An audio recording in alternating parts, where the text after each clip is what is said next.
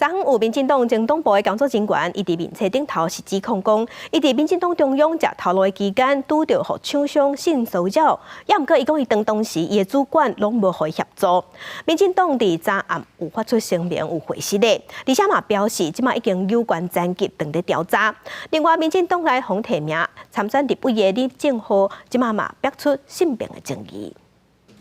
民进党是要拍赢控制数立委选战，以民主大联盟的方式，在较困难选区提名有亮点，或者是非典型的人派出骑兵。暗过选因来内部反弹，其中有788个会力赢基层个上诉，指控被提名参战永和区立委的媒体人李正浩，互人怀疑有偷袭甲威胁女性，无适合合作。我们尊重这个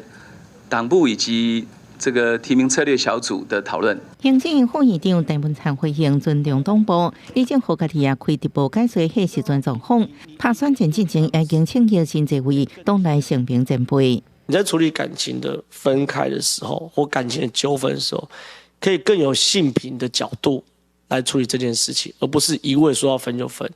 这个结局可能不一样。 韩国民进党成平风波不止一件，31暗时有民进党前党工在面册控诉家己伫工作时阵拄到厂商性骚扰事件。暗过迄时阵，民进党妇女部主任柯家点说无适当的协助。国民党发言人杨智虎转发当事人的大文，表示无分党派。国民党衷心支持所有受职场性骚扰、性霸凌女性勇敢发声。民进党是声明，已经终止一切甲相关厂商合作以外，也马上有关层级调查了解，为受伤害当事致上深的歉意。记者综合报道。